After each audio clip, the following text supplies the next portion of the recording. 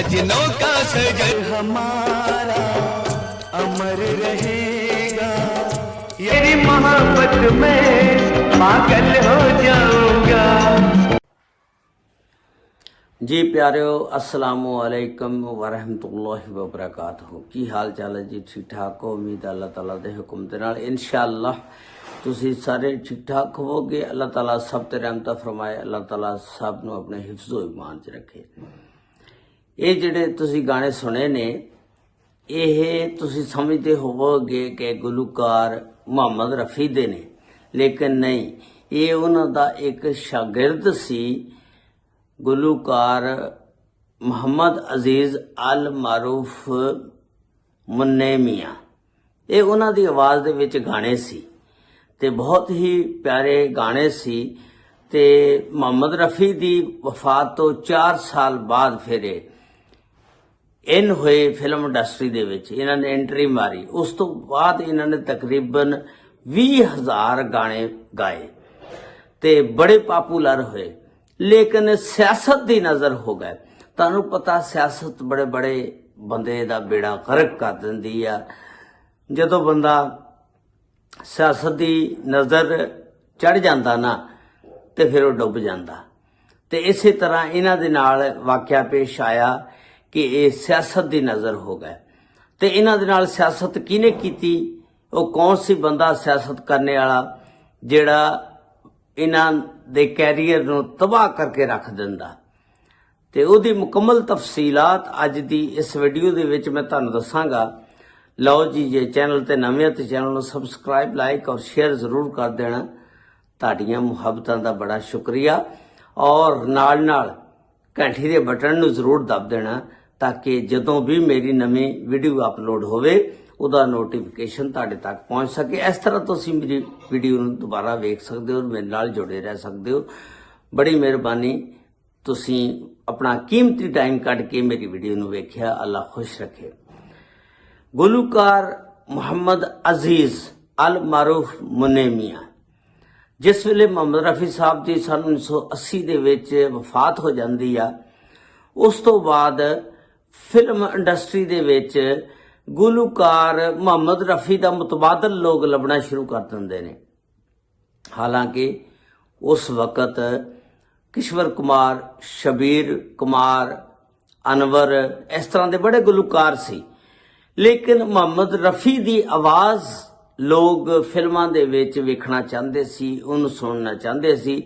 फिर जिहड़े film director से वो भी मजबूर हो गए सी कि इहदा मुतबादल कोई लभ्या जावे जिहड़ा इहदे खला नूं मुहम्मद रफी दे नूं पुर करे। ते फिर इस गुलूकार ने बड़े बड़े यानी तुसीं कह लो कि अदाकारां नूं अपनी आवाज़ दे विच उन्हां दी एक्टिंग नूं उत्ते चढ़ाता। यानी उन्हां दी मुनफरद एक्टिंग जिहड़ी सी इन्हां दी आवाज़ दी वजह ना बहुत ज़्यादा फिर मशहूर हो जाती सी।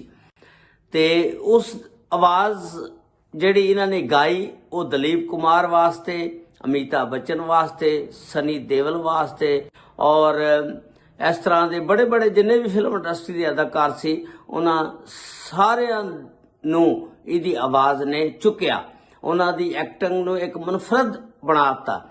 ते लेकिन इनू विचारे नूं सियासत की नज़र कर दिता। ये जिस वेले फिल्म इंडस्ट्री जाते सी ते लोग इनू धक्के मार के बाहर कढ़ दिंदे सी। ये लोगों कोलों भीख मंगदा सी, कहंदा हुंदा सी कि मेरे कोलों मुफ्त फिल्मां दे विच गाने गवा लो। इन्ना इहदे उत्ते बहरान आया कि फिल्म इंडस्ट्री वालियां ने इनू आउट कर दिता। परेशान हो के अपने पिंड चले जांदा, गांव चले जांदा, उत्थे एक कमरे च फिर जिंदगी गुजारदा। जिस वेले अनु मलिक साहब ने मर्द फिल्म बनानी सी, उन्हें कहा कि जिहड़ा ढूंढ के लियाओ मुहम्मद रफी की आवाज़ दे विच जिहड़ा गाने गा सके उस बंदे नूं। ते अनु मलिक की किस्मत जिहड़ी आ फिर वो जाग उठी ते नाल अजीज मियाँ जिहड़े अल मरूफ मुन्ने मियाँ सी, इन्हां दी भी किस्मत जाग उठी। दोनों एक दूजे नूं मिल गए। ये की करदे ने अनु मलिक साहब, उन्होंने फिर पिंडों गांव तो लैके आके ना फिर मर्द फिल्म वास्ते गाने ਗਵਾਏ ਉਹਦੀ ਆਵਾਜ਼ ਦੇ ਵਿੱਚ। ਔਰ ਇਸ ਤਰ੍ਹਾਂ ਫਿਰ ਤਕਰੀਬਨ ਉਹਨੇ 20,000 ਗਾਣੇ ਗਾਏ। ਔਰ ਇਸ ਤਰ੍ਹਾਂ ਉਹਨਾਂ ਦੀ ਡਿਮਾਂਡ ਸੀ ਕਿ ਉਹਦੇ ਕੋਲ ਟਾਈਮ ਨਹੀਂ ਸੀ ਹੁੰਦਾ।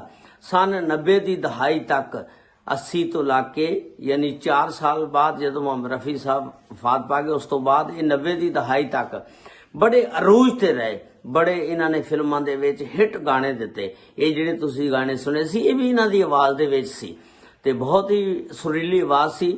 ਲੇਕਿਨ ਸਿਆਸਤ ਦੀ ਨਜ਼ਰ ਚੜ ਗਏ।